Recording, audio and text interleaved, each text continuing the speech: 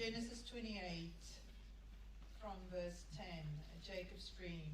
I'm reading from the ESV. Jacob left Beersheba and went toward Haran, and he came to a certain place and stayed there that night, because the sun had set. Taking one of the stones of the place, he put it under his head and lay down in that place to sleep. And he dreamed, and behold, there was a ladder set up on the earth, and the top of it reached to heaven. And behold, the angels of God were ascending and descending on it. And behold, the Lord stood above it and said, I am the Lord, the God of Abram, your father, and the God of Isaac. The land on which you lie, I will give to you and to your offspring. Your offspring shall be like the dust of the earth, and you shall spread abroad to the west and to the east and to the north and to the south. And in you and your offspring shall all the families of the earth be blessed. Behold, I am with you, and I will keep you wherever you go, and I will bring you back to this land. For I will not leave you until I have done what I have promised you. Then Jacob awoke from his sleep and said, Surely the Lord is in this place, and I did not know it. And he was afraid and said, How awesome is this place! This is none other than the house of God, and this is the gate of heaven. Praise be to God. Thank you very much. Great to take that passage as well quickly earlier on about under the apple tree where we experienced the love of God. Several years ago, so struck by that, we have an old apple tree, and I built a little hut, a prayer hut, which is under the apple tree there. So if anybody over the course of today and tomorrow just really wants to have that sense of being in the embrace of God, why don't you go literally under an apple tree into that little place of prayer. It'll be open all the time for you to be able to do that. Extraordinary thing that happens in the Bible is, particularly if you're reading through the book of Genesis and often in the New Testament as well, so many of the extraordinary encounters that people have with God happen outside. Think about your memory of the New Testament. Think about all the places where Jesus was in a church teaching people. Thought about all of those places? That long list, thought of that? A couple of times in a synagogue, how well did that go? Even when he was in the temple, he was actually on the steps of the temple that are on the outside of the temple. And he said to people, all of these stones will not be laid one upon the other. And it was destroyed, but guess what? The steps were actually carved out of the bare rock, so they're still there. The place where Jesus taught, on the steps, where he said that these stones weren't going to be laid upon each other. Everything else is gone, but the steps where he stood outside and taught his disciples are still there. In the book of Genesis, where Abraham meets with God under the oaks of Mamre, they're still there to this day. The oaks are still there. Has gone. Sodom and Gomorrah have gone. But those outside spaces are still there. And we read this story today of Jacob, depending on which translation, it's Jacob's ladder, Jacob's dream, Jacob's stairway. But it's more than that. It's about meeting with God. And my hope and my prayer is that as you are here, over the course of these few days, even for half the scrap of the day, you might be here today as a day visitor, you would meet with God. Amen. Everything else is secondary. The Old Testament, the New Testament is all about God doing everything that is required so that we can meet him without the need of buildings, institutions, structures, just you and God. And that's what my deepest prayer is for you on this patch of ground on the outskirts of the city. Nothing much to see here. Haven't even got walls. But what if God is here? Nothing else really matters. The story is told of a vicar, much like Cookie, introducing people at the beginning and saying, you're very welcome here, and saying hello, introducing new people to the congregation, and there's somebody sitting on the front row, sort of dishevelled and covered in dust, and he thinks, this is really good, we're really reaching out to different parts of our community. And he says to him, so where have you come from today? And the guy's just groaning, can hardly let a word out, and the man's thinking, oh, he's so broken, he's coming to meet with the Lord here, this is so wonderful. Don't worry, my brother, tell me, where have you come from today? And he goes, points up to the roof. He said, I'm a builder and I just fell down. So however you got here today, whether you found yourself stumbling in, covered in dirt for whatever reason, you are welcome here. Even as we've been saying, Holy Spirit, you are welcome.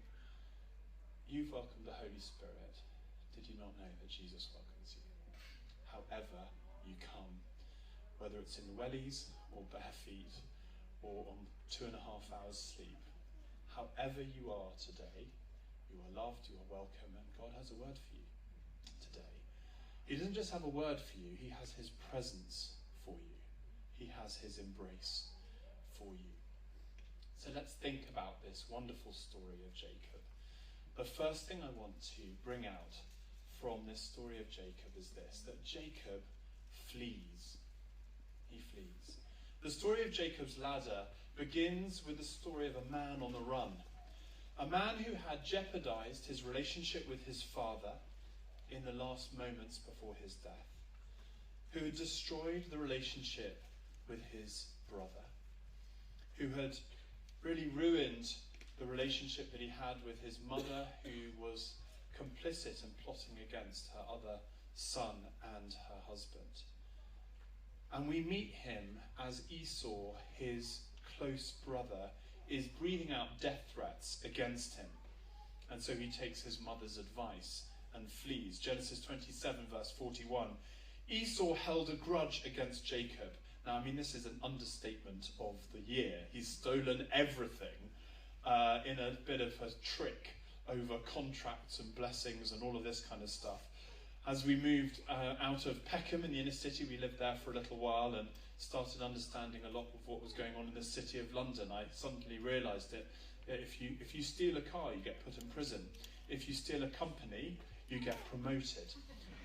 And Jacob was one of those people, better at stealing companies than cars. And in the end, Esau said, as soon as my time of mourning is over for my dad, I'm coming for you. I'm going to kill him. It says, I will kill you, brother Jacob. And his mum says, now, do what I say, flee at once to my brother Laban in Haran. Now, psychologists say that when we're at our visceral limit, the real you comes out. We see Jacob here at the limit of who he is, and his mother as well. Psychologists talk about a limbic, and doctors as well, our limbic system in our brain, the kind of very core bit of ourselves, which has that fight or flight instinct.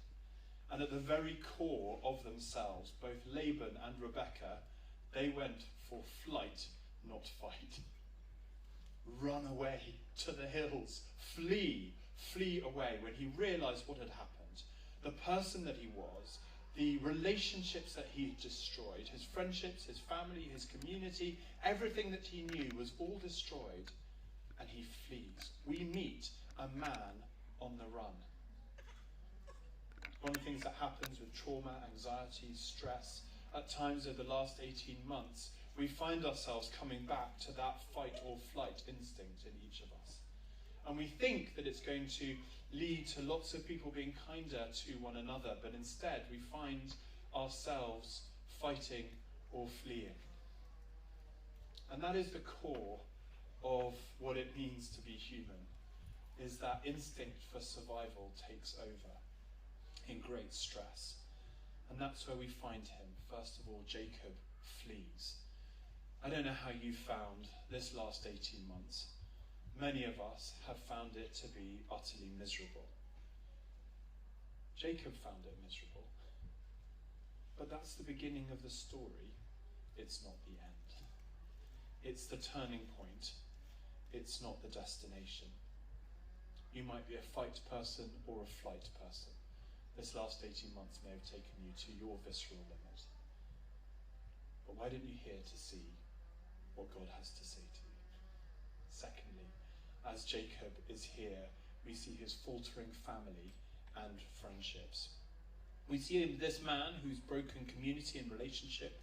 He loses in this story and leaves his family. That's the tapestry, the texture of this story. Quite often we read in the Bible these heroes from their highlights, and we forgot to put them in the narrative context that they're at. You might have read people of sort of great exploits in the past, some great spiritual or hero in the business world or in politics, and you take out their moment of triumph from the moment of turmoil that goes before it. Jacob, let's give him context for a bit, shall we?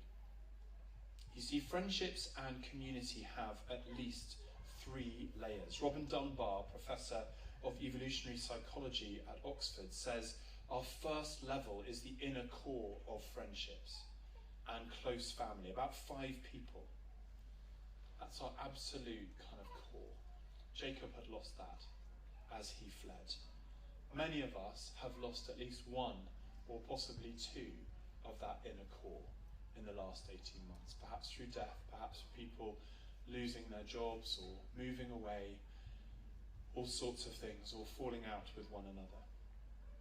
That's the first level of friendship. The second is, he says, the next circle consists of about another 10 people, generally known as the sympathy group.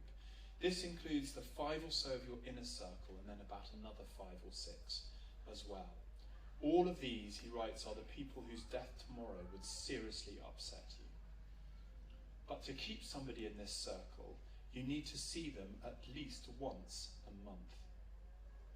Jacob lost all of this group also.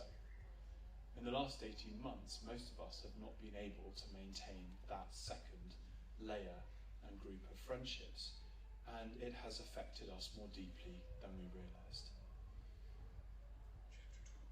It's in this space that we understand and experience kindness and sympathy. And without that group of friends, without that second layer of friendship, we begin to see the world and experience the world as an unkind place. And the third type of friendship is a kind of proximity, incidental, looser type of friendship.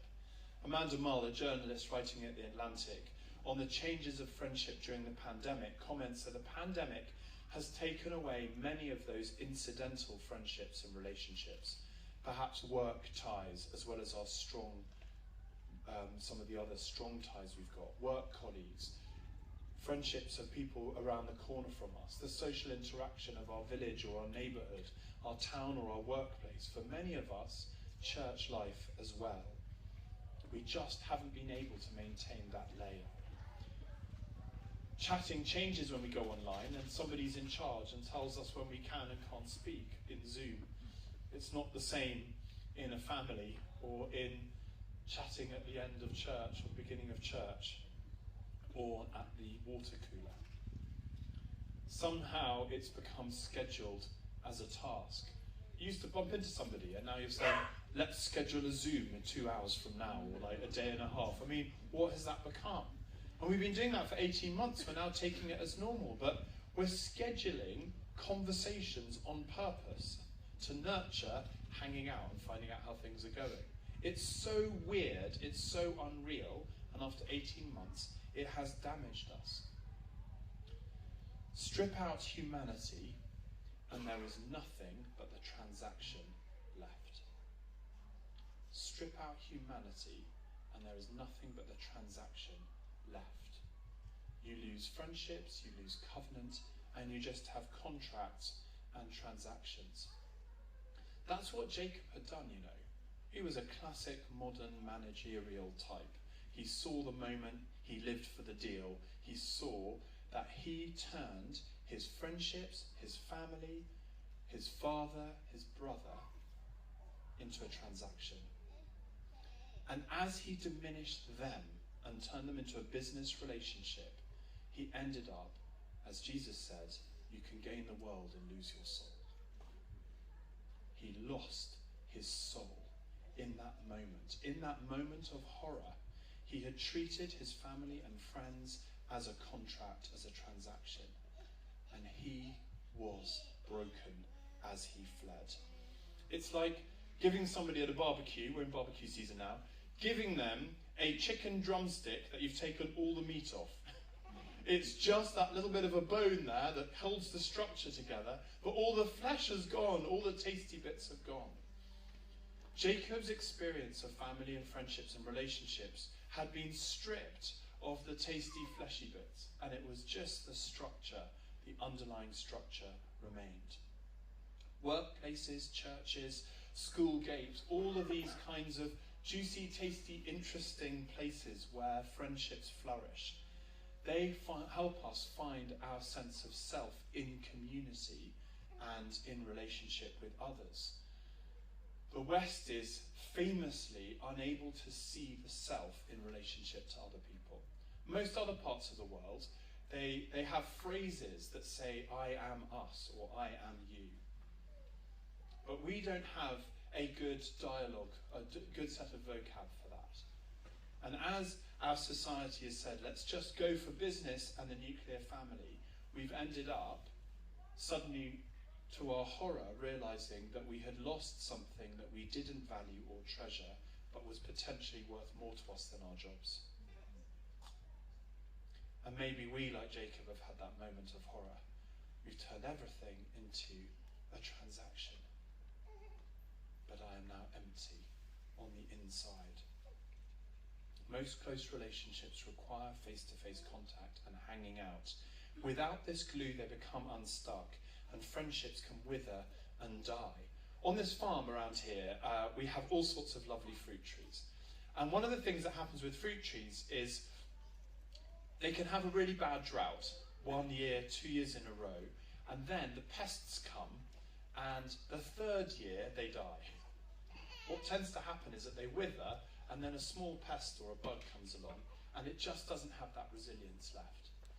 And it may well be that many of you have been experiencing, as we come through now 18 months, a sense of drought, and now a small thing that you would have just shrugged off 2 years ago, a small little moth, if you like, or a little caterpillar, that if you were a fluffy, bushy apple tree, you wouldn't have had, you were just like, don't care, who minds about losing a leaf or two, not a big problem.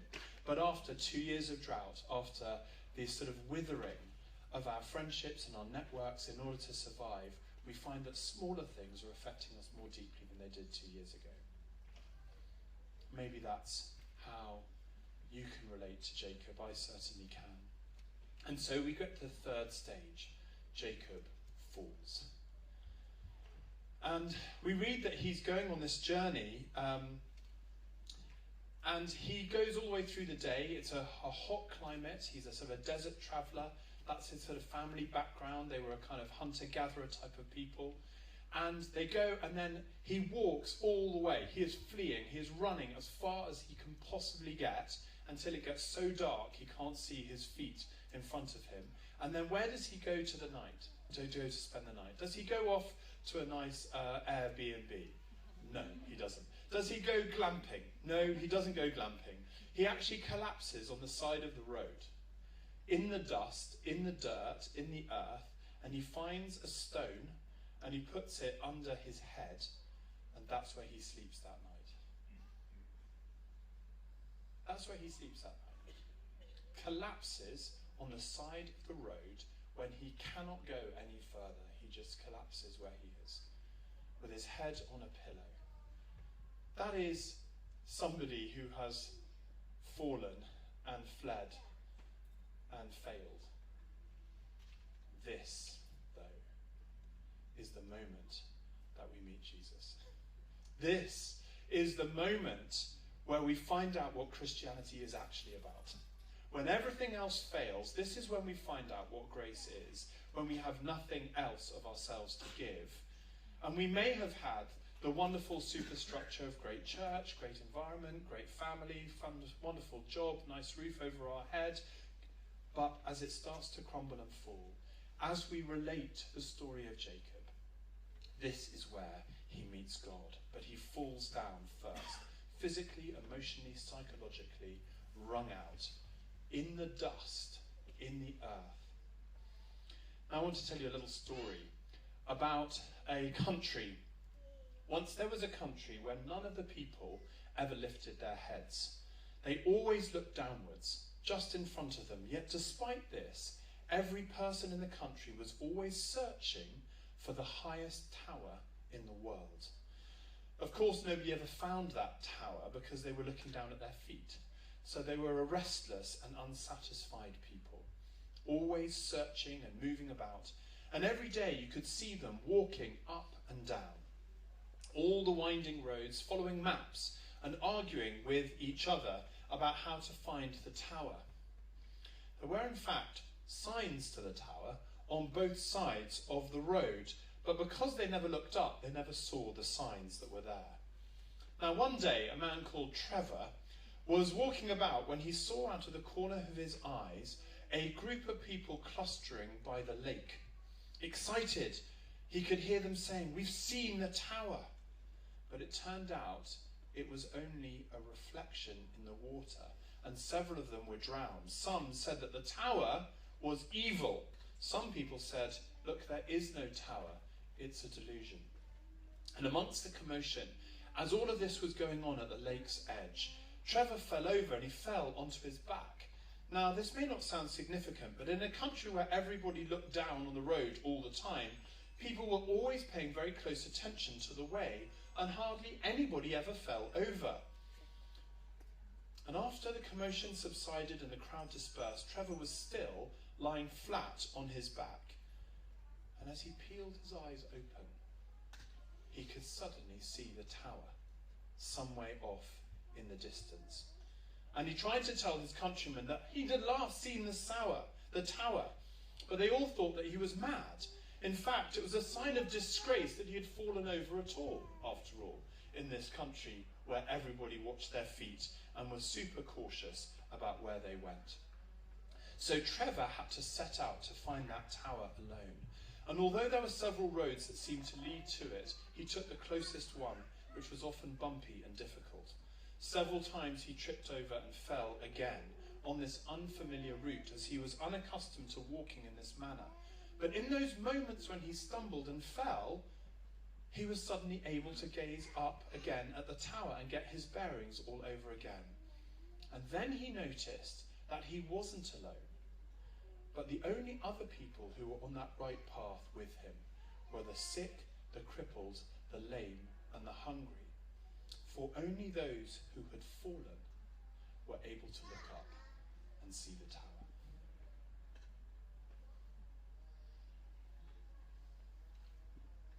When you fall, that's when you see God. When you fall, not when you succeed, when you stumble, you start to look up. And so the fourth thing we see, when Jacob has fallen, when he is there, exhausted on the side of the road, what happens? He looks up. In his dream in the middle of the night, God opens up to him heaven and earth, and the angels rising and falling on this staircase and on this ladder. And the Hebrew's really quite cool here, because although in our imagination and even in some of these translations it says that God is at the top, above him, above the ladder, actually in the Hebrew it doesn't say that it's the ladder that he's above. It potentially implies that it's Jacob that he's above. In which case God is not at the top of the ladder, he's at the bottom of the ladder. Jesus, pre-incarnate Christ, comes and meets Jacob in this dream. God comes down into the dust, which later on he will do in his incarnation and in the cross. Later on, the ladder will not just be a dream, it will be a wooden cross like this, that the angels of heaven come up and down in order that you and I can hear God bending down in the dust and whispering into our ears and saying, I love you. I love you. Jacob, James, Jemima, Claire, I love you. God comes down to you in your dust, in your brokenness, in your fallenness. So your friendships are busted. So your relationships are bad. So you have lost a loved one. It's the time to realise what it was all about in the first place. Jacob left Beersheba, he set out, and there above him stood the Lord and said, I am the Lord, the God of your father Abraham and the God of Isaac. I'm your family. You've lost your family, but I am your family. I will give you and your descendants the land on which you are lying. The descendants will be like the dust of the earth. There he is lying in the dust, and God transforms the dust and says, the dust that is in your ear, all the people of the world are going to be like dust to you.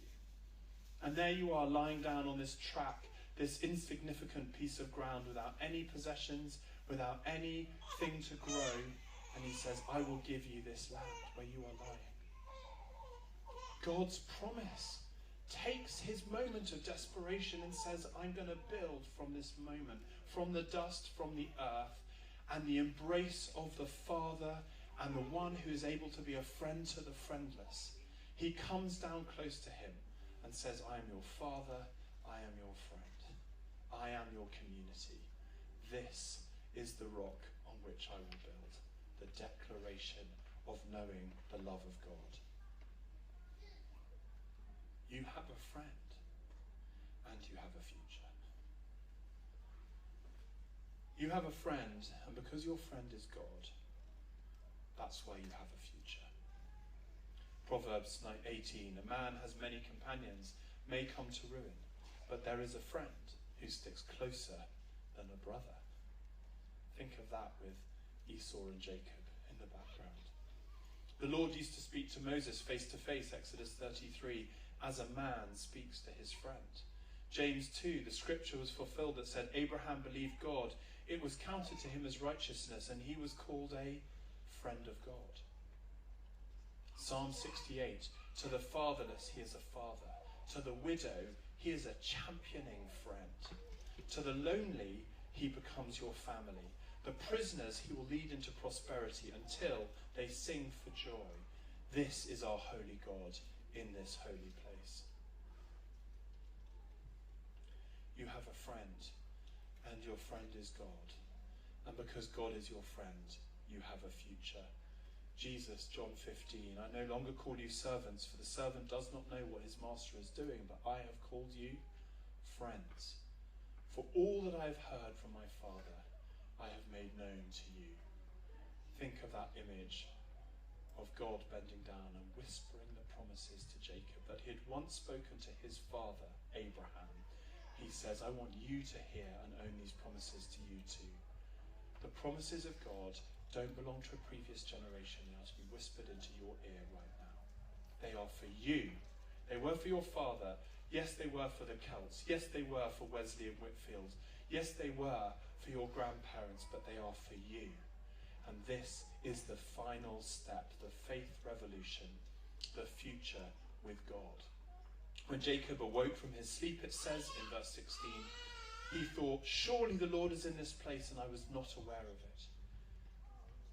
He was afraid, and he said, how awesome is this place? This is none other than the house of God. This is the gate of heaven. So early in the morning, he took the stone that he'd placed on his head, and it became a pillar, and he poured oil onto it. His worship life begins from that stone.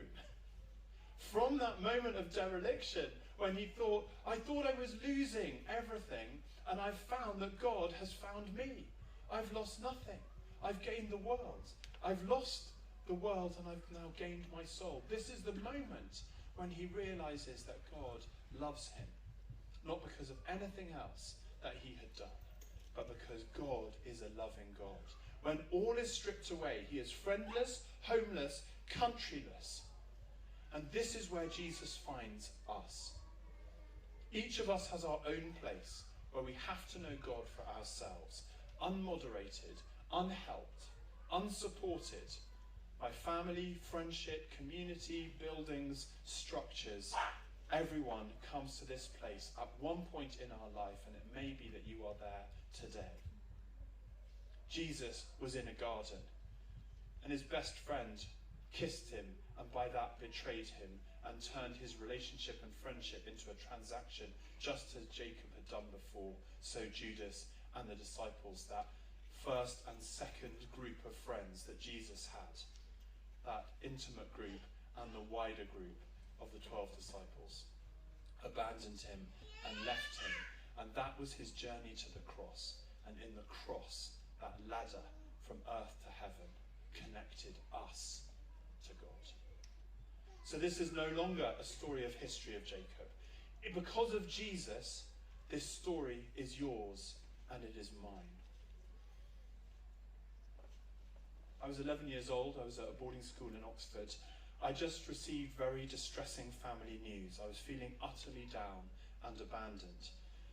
And I remember trying to find God in a chapel building that morning, filled with organ music and wooden pews.